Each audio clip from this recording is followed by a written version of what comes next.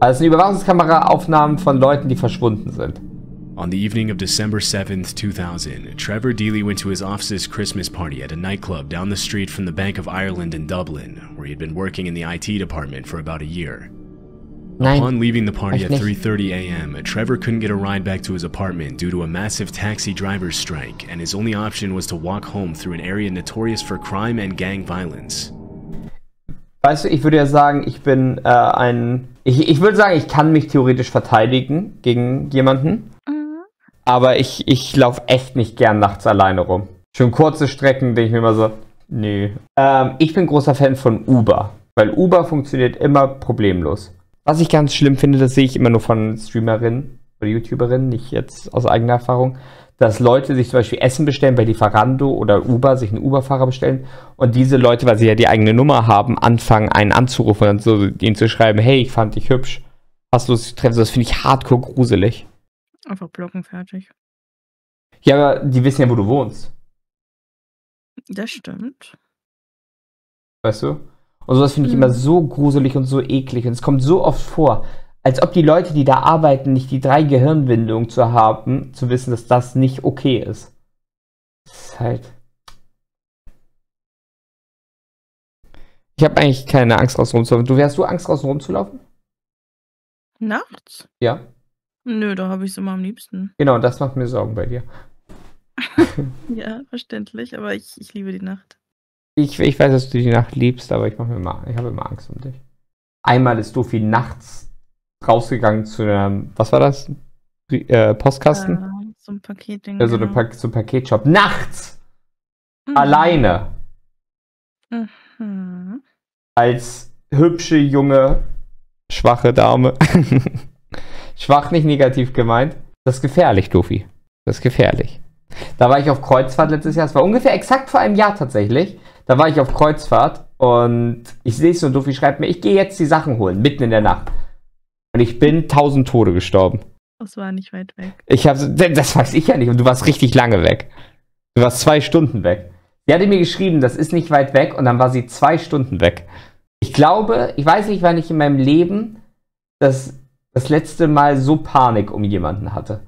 Weil stellt euch vor, jemand sagt euch nachts, ich gehe kurz raus und hol was und sagt, das ist nicht weit weg und dann ist sie 2 Stunden weg.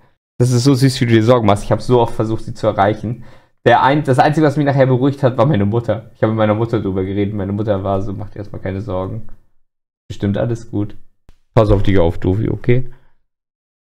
Mach ich immer. Du weißt, wenn du magst, kann ich auch mit dir reden dabei. Das habe ich oft gemacht, auch für andere Freundinnen und so, dass wenn sie irgendwie nachts draußen noch spazieren waren oder irgendwo hin mussten von der Bahn, dass ich dann immer da war, dass sie anrufen konnten. Weil, egal wer, auch bei männlichen Freunden und so, ich habe immer nachts Angst, wenn die irgendwo hingehen, ne, weil man ja nie weiß, was passiert. Ich habe manche Freunde, da mache ich mir keine Angst, weil die fucking 2 Meter groß sind, aber, ne? Du bist wirklich der, die Chrissy, das klingt falsch. Deswegen, ne, das ist halt, It was a 20-minute walk home, and since the bank was pretty much just up the street, Trevor decided to make a quick stop at his office to grab his umbrella before walking home in the rain. Strangely, the bank's CCTV footage shows a man dressed in black standing behind one of the pillars of the bank's gate. The man can be seen standing there for almost half an hour before Trevor arrives. A little after 3:30, the man in black pulls out his cell phone to take a call, and a few seconds later, Trevor walks by also on the phone. Police later determined that at that exact time, Trevor had made a phone call to a coworker who was still at the bank. The CCTV video shows Trevor arriving at the bank's front gate, and a second man dressed in black steps out of the shadows to talk to him. Trevor ends his call as he opens the gate and talks to the man in black. It doesn't look like they know each other, but Trevor doesn't seem to be scared or concerned. The man simply stands by the gate as Trevor walks in, and a few minutes later, the man in black walks out of the camera's view. Trevor's coworker reported that he and Trevor shared a cup of tea that night and talked about the party for a while, and that Trevor had also logged onto his work computer for a couple of minutes just before he left the bank at about 4 a.m. The CCTV footage shows Trevor stepping out onto the street and opening his umbrella before walking home. He didn't appear to be followed, and a few minutes later at about 4:06 a.m. he made a call to a friend to let him know that everything was alright and that he was on his way home. But since his friend was still asleep, he left a voicemail. That voicemail would be the last time that anyone heard from Trevor Deely. At 4:14 a.m., Trevor was seen walking by an ATM on a street about 15 minutes away from his apartment. Less than 30 seconds later, a man in black appears on screen, apparently following Trevor. 16 years later in 2016, the CCTV footage was digitally enhanced, and police determined that the man in black from the bank was the same man who later followed him. This was the last footage where Trevor was seen alive. Although he missed work. Also das Schlimme bei diesen Videos ist ja, dass es nicht so ein, wie bei den anderen Videos gibt es ja so einen Rahmen an Spekulation. War es nur jemand, der drauf war? War es jemand, der nichts Böses wollte? In diesem Fall wissen wir ganz genau, alle Leute, die wir sehen, alle Vorfälle haben dazu geführt, dass diese Menschen verschwunden sind und nie wieder auftauchten. Und wenn du im Jahr 2000 verschwunden bist, oder wann war das? Ich glaube 2000. Wenn du im Jahr 2000 verschwunden bist, dann kannst du halt relativ sicher sein, dass die Person heutzutage nicht mehr lebt. Da bin ich nachts von der Bahn allein nach Hause gelaufen. Da habe ich gemerkt, dass ein Fahrradfahrer mich überholt hat und dann langsam neben mir herfuhr. Habe ihn so komisch angeschaut und er hat nur gesagt, keine Sorge, ich wollte nur gucken, ob der Typ, der hinter ihnen ist, sie verfolgt oder nur die gleiche Richtung läuft.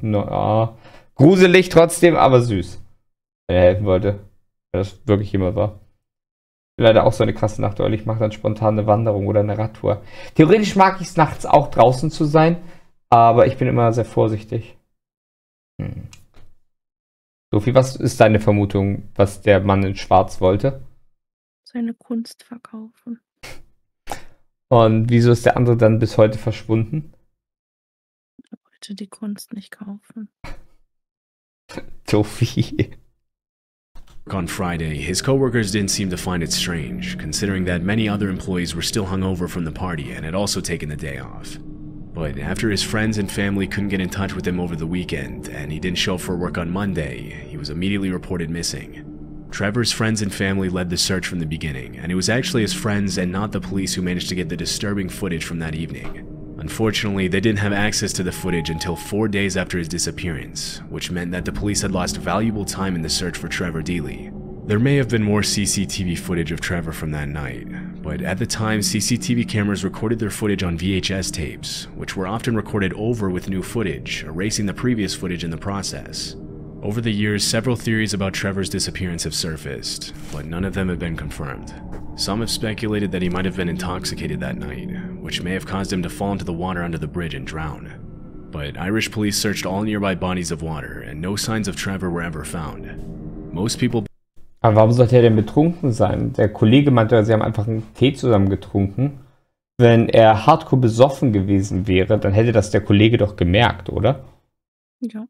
Außerdem ist es ja schon ein großer Zufall, wenn man nur sagt, er ist nur betrunken gewesen und irgendwo ins Wasser gefallen. Warum dann so viel Zeit, nachdem er ihn quasi mit dem Mann in Schwarz gesprochen hat, dieser anfängt, ihn zu verfolgen? Believe that the mysterious man who was seen following Trevor in the CCTV footage had something to do with his disappearance, but to this day he remains unidentified. In 2017, police received a tip from an anonymous source who claimed to know what had happened to Trevor. According to this source, the man who followed Trevor that night was a gang member who murdered Trevor after he refused to help him gain access to the Bank of Ireland building. The man supposedly buried him in the woods a few miles away from where Trevor was last seen. For several weeks, 20 police officers and a search dog continued to search the site, but after 2 months of digging, the search was called off. 23 years after the incident, Trevor Deely's chilling disappearance is an open and active case. The events leading up to it, however, are still a mystery. Finde ich auch einen seltsamen Grund, weißt du? Dass man sagt, es war ein Gangmitglied, das ihn umgebracht hat, weil er nicht helfen wollte. Das erscheint mir komisch, dass er es so viel später macht, weißt du? Hätte er ihn dann nicht gleich umgebracht oder gewaltsam versucht, den Zutritt zu kriegen? Die sind ja nicht dafür bekannt, dass sie hingehen und sagen, ey, kannst du mich reinlassen? Nein, okay. Und als er dann wieder rauskommt, ist er so, okay, weißt du was, jetzt bringe ich ihn doch um. Mhm. Deswegen, das finde ich ein bisschen seltsam. Vor allem auch einfach eine unbekannte Quelle hat es mitgeteilt. On November 28, 2012, Emma Filipoff disappeared. War mal nachts am Bahnhof. Ein Bettler kam zu mir und hat gemerkt, dass ich sehr nervös wurde. Er sagte mir, wenn was ist, soll ich zu ihm kommen. Er wäre am Eingang. No, das ist sehr lieb. Das ist sehr lieb. Bin letztens kurz nach Mitternacht nach Hause gelaufen und hinter mir lief die ganze Zeit ein Typ mit Kapuze und Sonnenbrille vor meiner Haustür. Blieb er mit mir stehen, guckte mich einfach an und ging dann. Es gibt so viele seltsame Leute. Ich weiß, ich hatte noch nie eine Geschichte, wo mir jemand gefolgt ist. Aber ich hatte einmal einen Vorfall, wo Leute, glaube ich, dachten draußen, ich würde sie umbringen wollen. Das hatte ich auch mal erzählt, da bin ich nachts zu meinem Auto gegangen und es war sehr spät schon und es war kaum Licht, sodass ich hatte meine Jacke, meine Winterjacke, so eine dickere schwarze, hatte die Kapuze über den Kopf gezogen, weil es leicht genieselt hatte und gegenüber auf dem Fußweg kam mir ein älteres Pärchen entgegen. Ein Opi und eine Omi kamen so zusammen auf mich zu und ich bin da lang gegangen und ich hatte in meiner Hand meinen Autoschlüssel. Und die Autoschlüssel, mittlerweile sind sie häufig Funk, aber es gibt ja die Autoschlüssel, wo du einen Knopf klickst und dann klappt sich der Schlüssel, dieses Ding, was du in dein Auto steckst, aus. Und ich bin halt auf dem Weg zum Auto gewesen und klick dabei auf diesen Knopf. Und dadurch klappt sich das raus. Und ich glaube, für die beiden, die mir entgegenkamen, sah das so aus, als ob ich gerade ein Springmesser aufmache. Weil ich gehe auf sie zu, hab so diesen, komplett vermummt, quasi komplett eingepackt in schwarz, gehe da lang, du siehst, dass ich irgendwas in der Hand habe und tschick, klappt da dieses Ding aus und die alte Frau hat sich so an ihrem Mann festgehalten und mich einfach an dem vorbeigelaufen habe, so düt, düt. Und ich dachte, als ich da beim Auto war ich so, warte mal, ich glaube, die dachten gerade, ich will die abstechen. Sie tötet nur wegen der Real. Nein, ich glaube, du kleiner Gangster, ja, ich glaube halt, das habe ich nicht durchdacht. Das war halt nichts von mir beabsichtigt. Das ist halt einfach passiert, weil, ich war in Gedanken, aber ich habe halt häufig mit diesem Knopf rumgespielt. Ich habe den halt immer häufig gemacht. Und deswegen habe ich da gar nicht nachgedacht. Hätten die mich gesehen, hätten sie sich keine Sorgen gemacht, weil ich glaube, ich sehe immer ganz nett aus. So wie wenn du mich nachts in der dunklen Gasse sehen würdest. Würdest du glauben, ich bin böse? Wenn ich dich nicht kennen würde? Ja. Kommt drauf an. Weil du gehst so durch die Gasse und ich mach mal kurz das Bild passend. Stell dir vor, du siehst mich so in der dunklen Gasse.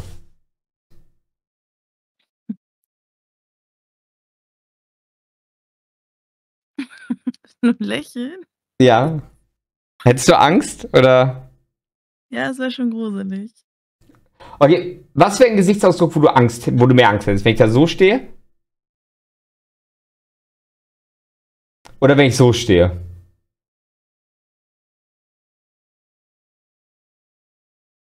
Was wäre gruseliger? Das zweite wäre lustig. Wäre ich jemand, wo ihr Angst hättet? Sehe ich für euch, wenn ihr mich so seht... Ey, meine Tattoos kommen voll gut zur Geltung. Siehst, guck mal, Dofi.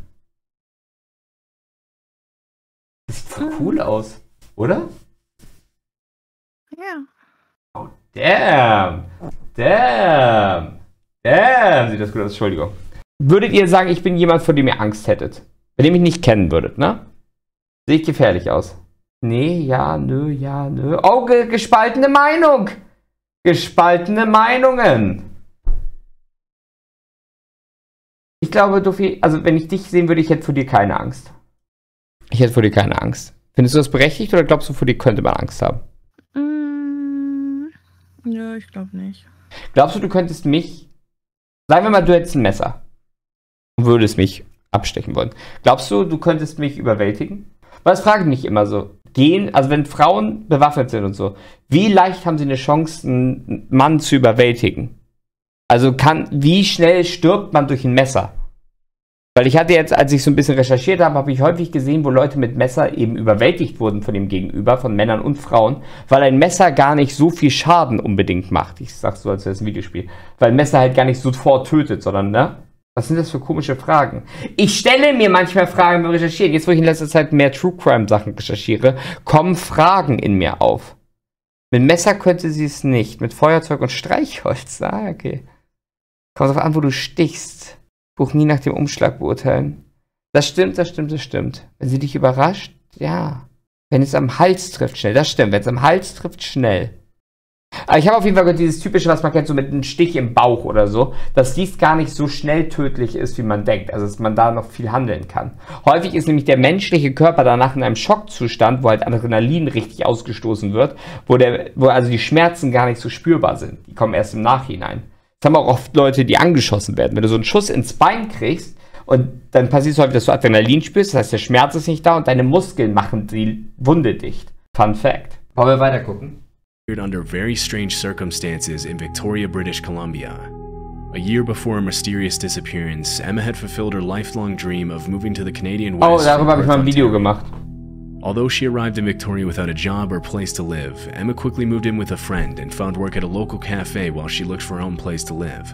Things seemed to be going well for Emma, but when winter came, she became much more withdrawn and started acting in strange ways. According to her roommate, it wasn't uncommon to see Emma engage in obsessive-compulsive rituals and erratic behaviors, and to fall victim to what seemed to be manic episodes. Just a few months after her arrival in Victoria, Emma abruptly left her friend's apartment, quit her job at the cafe, and began living pretty much anywhere she could find. She stayed at a hotel, camped in the woods, and even slept on boats in Victoria's harbor for a while. By early 2012, Emma was living in a women's shelter in Victoria. That summer, Emma landed a seasonal job at Red Fish Bluefish, a popular seafood restaurant in Victoria's inner harbor, where she seemed relatively happy for a while. It was also around that time that Emma bought a red Mazda MPV van in hopes of permanently living on the road and traveling to different cities in the US, Mexico, and Canada. When she left her seasonal job in October, she assured her co-workers that she would be back in the spring. Unfortunately, Emma's mental health struggles kept her from reaching the freedom she longed for, and her behavior grew increasingly erratic and unpredictable. In the months before her disappearance, her friends and some of the staff at the women's shelter mentioned that she had been acting paranoid over an unnamed man she had dated back when she was a culinary school student in Perth. She never mentioned whether they had kept in touch, but this seemed to be one of the causes for her paranoid behavior. A few weeks before her disappearance, Emma had an episode where she dragged the furniture in the women's shelter across the street and later claimed that she heard voices coming from the furniture telling her to do it. Around that time, she Es kommt tatsächlich relativ häufig vor, sowas von den Sachen, die ich mitgekriegt habe, dass viele Vermisstenfälle immer mit psychischen Krankheiten einhergehen. Also du hast ganz oft Vorfälle, wo Leute halt verschwunden sind, nicht weil sie verfolgt wurden tatsächlich unbedingt, sondern weil sie tatsächlich auf einmal psychische Probleme haben. Seltsam wird es aber, wenn diese Leute vorher solche Episoden nie gehabt haben und auch Drogen oder so nicht im Spiel gewesen sind.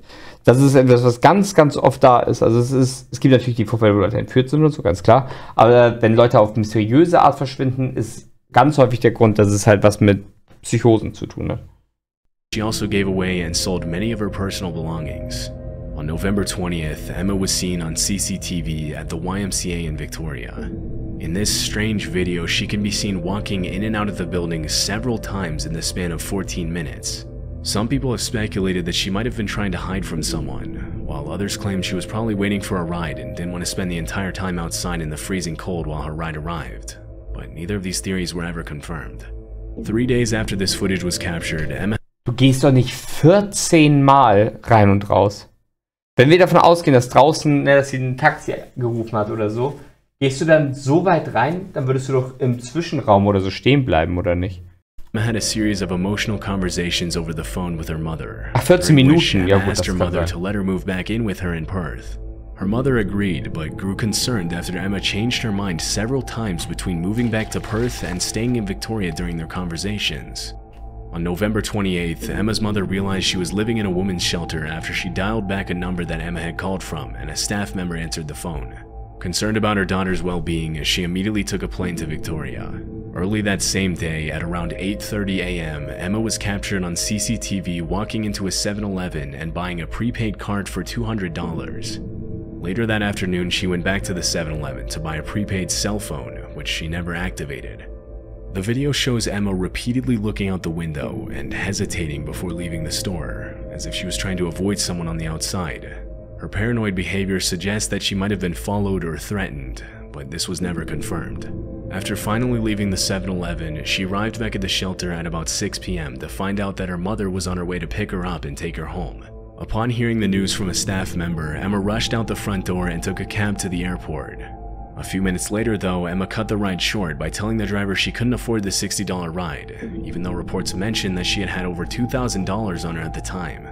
Dennis Quay, an acquaintance of Emma, later ran into her at a crossing outside the Empress Hotel at around 8 p.m. She was barefoot, and according to Dennis, she seemed extremely agitated. Das klingt halt alles sehr stark nach Psychose, oder Dofi? Mhm.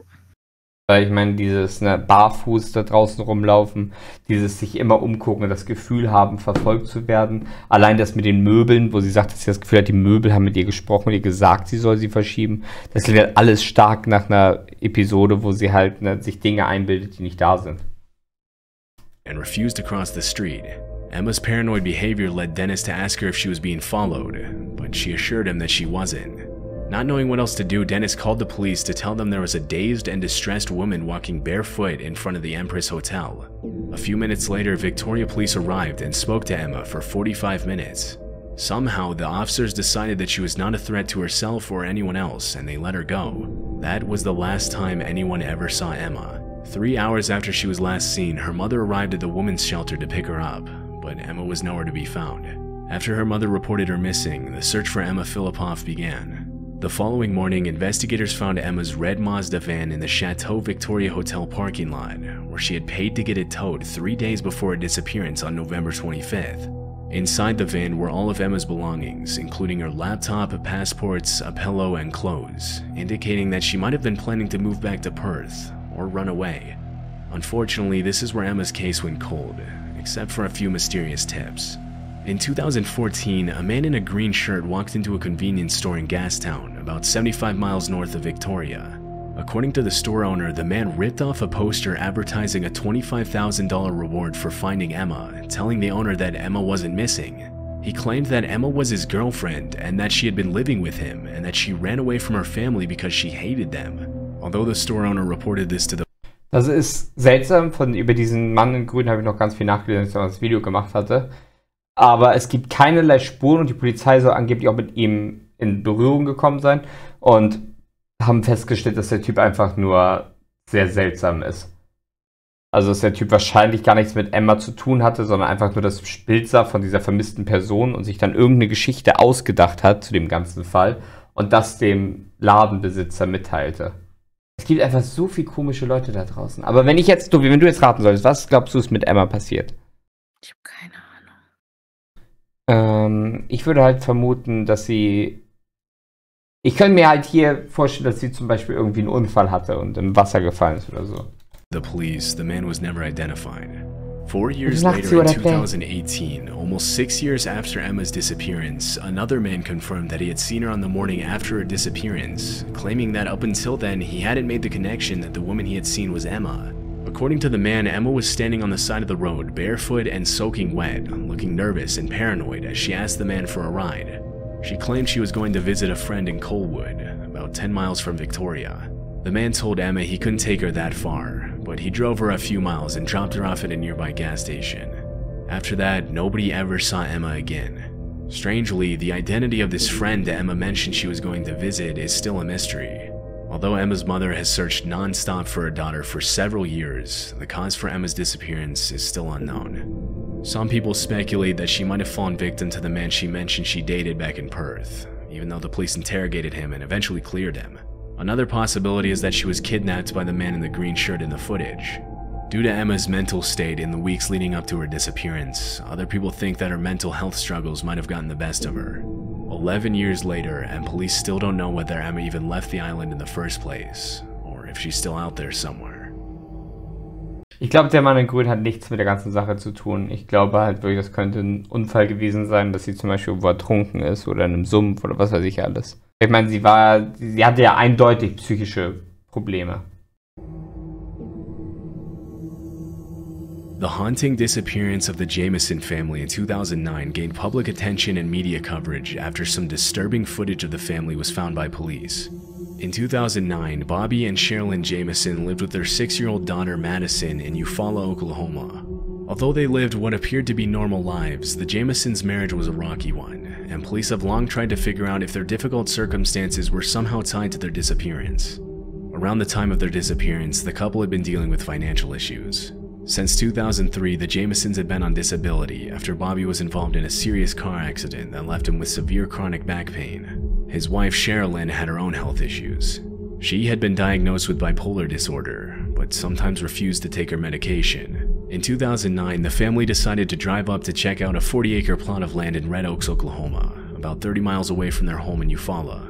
They specifically asked to inspect the plot of land without a real estate agent present. The Jamesons had told their friends and family that they were planning on moving there to start a new life after pulling their 6-year-old daughter Madison out of kindergarten over some kind of disagreement with their daughter's school. During the week they drove up to Red Oaks, nobody heard from the family. Because they were an unusually private family that often went off the grid without contacting anybody for weeks at a time, nobody assumed that the Jamesons had disappeared. But after a pair of hunters discovered the family's truck abandoned on a dirt road at the edge of the woods 9 days after they were last seen, it was clear that something was wrong. Inside the truck, police found a GPS, cell phones, empty pill bottles, wallets, and $32,000 in cash, which was extremely strange considering the Jamesons had been struggling financially. Das mit den leeren Pillendosen macht mir immer Angst. Das gibt es auch manchmal, wenn Leute vermisst sind, dass dann irgendwelche leeren Döschen von Tabletten und so gefunden werden. Das könnte halt immer auf einen Selbstmord oder so hindeuten, dass die Leute sich halt eine Überdosis geholt haben. Das ist jetzt auch schon wieder so komisch, dass sie mit $32.000 sich auf den Weg machen zu verschwinden. Mhm.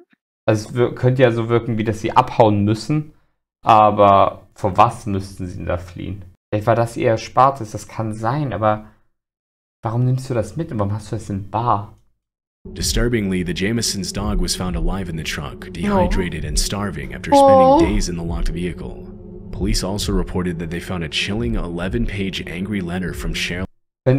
Ich hasse die, wegen dem Hund. Die hätten einfach ihren Hund im Wagen sterben lassen. To Bobby, in which she accused him of hating his daughter and being a loner and a hermit. According to a specific police report, there was a haunting sentence in the letter that read, "I would not wish my daughter to be raised in foster care because of you being in prison for attempted murder and her mother dead." At this point, it was impossible for anyone to know what had happened to the Jamesons. But immediately after it was determined that the family was missing, police started a search around the area where the truck was found.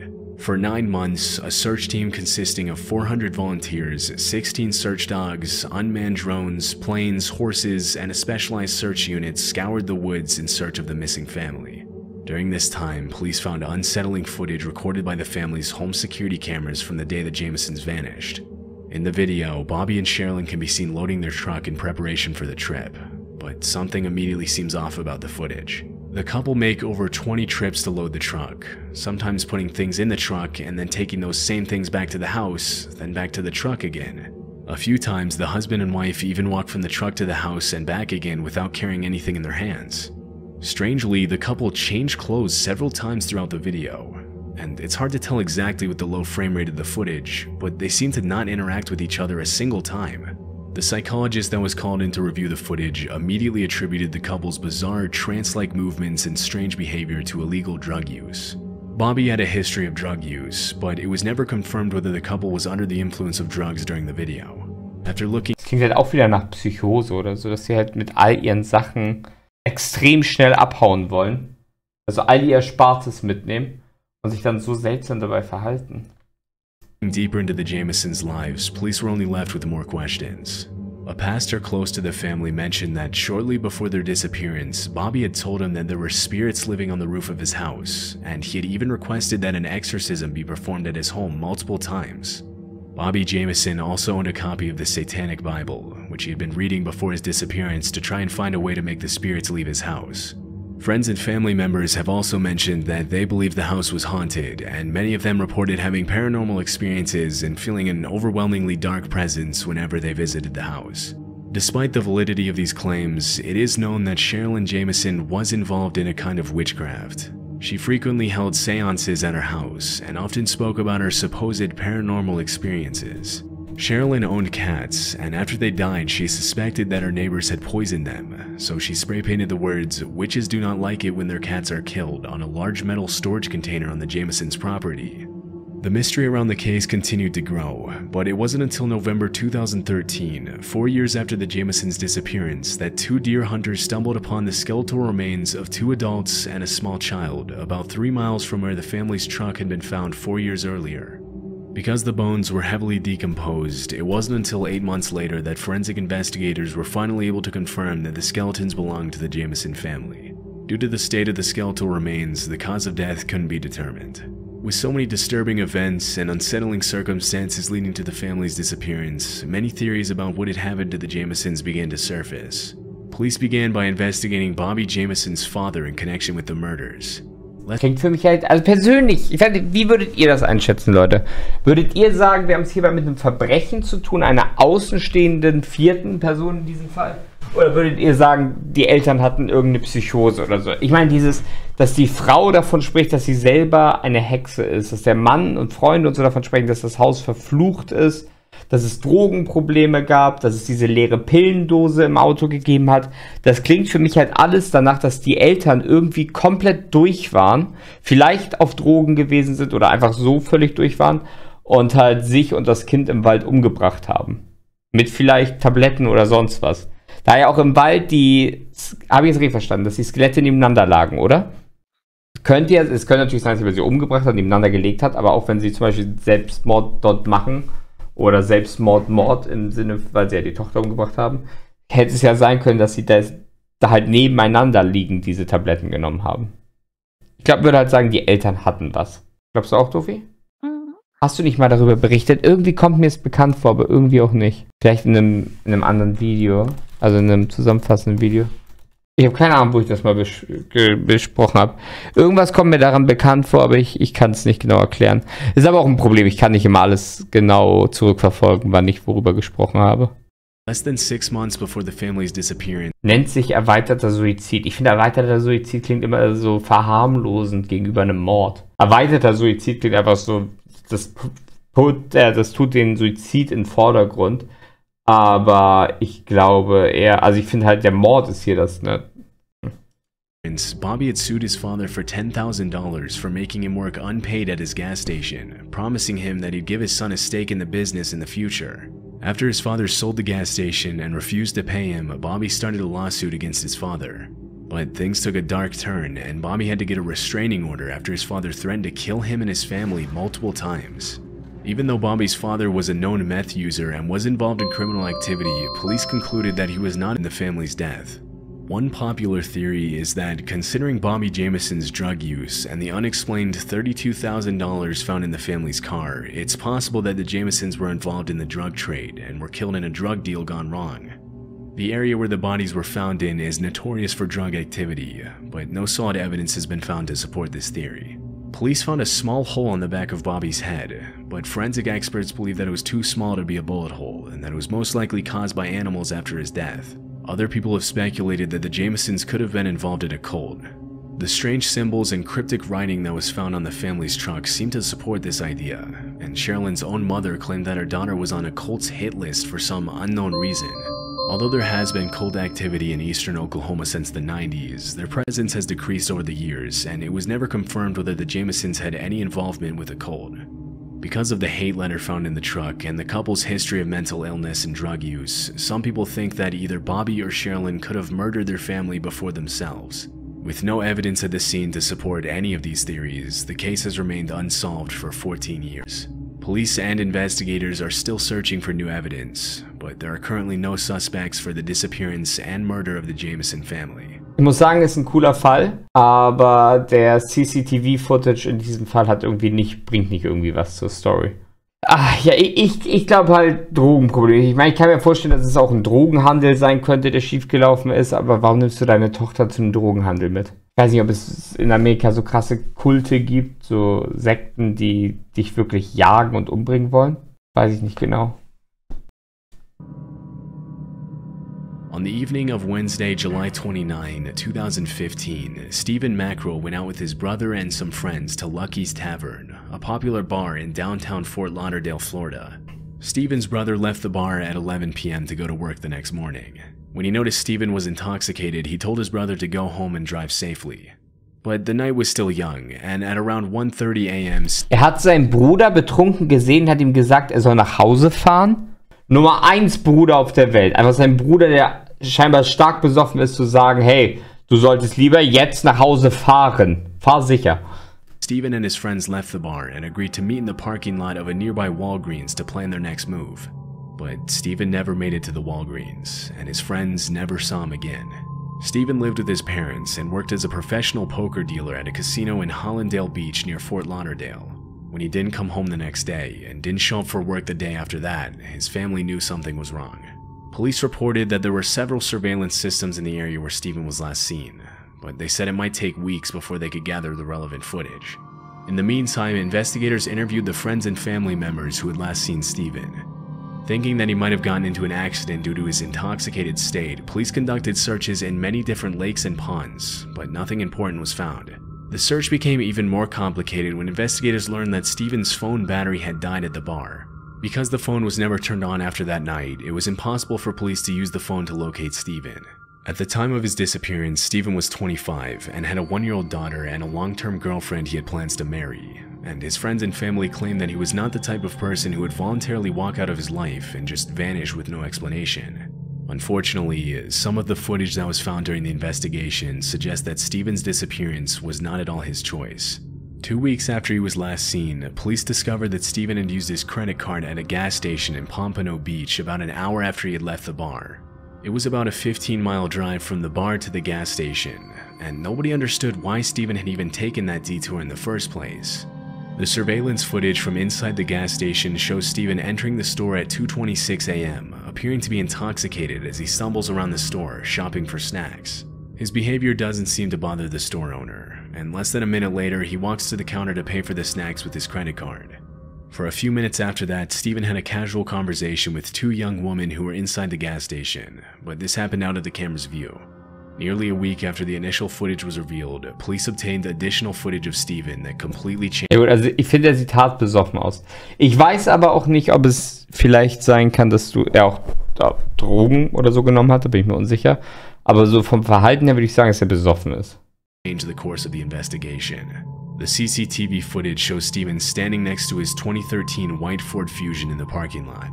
He seems to get into some sort of altercation with the driver of an unidentified silver sedan, and as the silver car pulls away, Steven takes a step back and throws what appears to be his drink at the driver. He gestures with his hands at the driver as he gets into his vehicle, and 3 minutes later, the silver car circles back into the gas station, this time pulling right behind Steven's car. The driver's intentions are unknown, but as soon as Steven pulls away in his Ford, Steven wird wieder besoffen, Auto. the silver sedan speeds after him. This was the last time Steven was seen alive. All police knew about the driver was that he was an African-American man who had walked shirtless into the gas station store a few minutes before the incident, but was never identified. For 8 years, Fort Lauderdale police have been searching for Steven's car. His license plate was never scanned by any license plate readers, indicating that he never left the Fort Lauderdale area. Search teams have combed through over 20 bodies of water looking for the car, but nothing has ever been found. Disturbingly, during the searches, almost 20 other vehicles have turned up in nearby lakes, ponds, and canals, including stolen vehicles with bullet holes, but nothing relating to Steven's disappearance, not even a clue.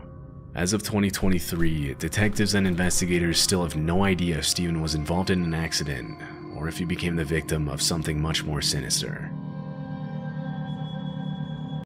Da kann ich mir vorstellen, er hat sich ja mit dem angelegt und der hat ihn umgebracht. Es ist ja auch relativ schwer, teilweise Autos zu finden, wenn die einmal untergegangen sind. Wie kennst du das von dem Google Maps Bild? Was genau? Das war was jahrelang war dieser Fall unaufgeklärt gewesen, bis sie bei Google Earth gesehen haben, auf dem Bild von eben einem Teich, dass das Auto halt in dem See drinne war. Und das finde ich halt auch krass, weißt du, weil dieses Auto, da drinnen wurde auch die Leiche von dem Mann gefunden, der halt vermisst ist. Der ist damals, ich weiß nicht mehr, ob ich es richtig im Kopf habe, aber ich glaube betrunken da reingefahren. Und das sieht halt so aus, als ob man es sehen müsste, oder? Ja. Also ich wünschte, dass er über die Grasen fliegt, dass man das nicht mitkriegt, aber es sieht halt so nah aus. Und das finde ich halt immer so krass. Theoretisch ist es ja, wenn du so ein Stück See oder so auch durchforstest, du kannst nicht sicher sein, dass du wirklich alles abgesucht hast, weil die ja meistens so groß, so dunkel sind. Finde ich aber auch beängstigend, wenn man sich so vorstellt, du bist so ein so ein Taucher von der Polizei auf der Suche nach Ertrunkenen. Stell dir mal vor, du tauchst da gerade so in diesen dunklen Tiefen und siehst dann auf einmal vor dir eine Leiche. Kein Job, um den ich Leute beneide. Aber wichtig, dass es die gibt.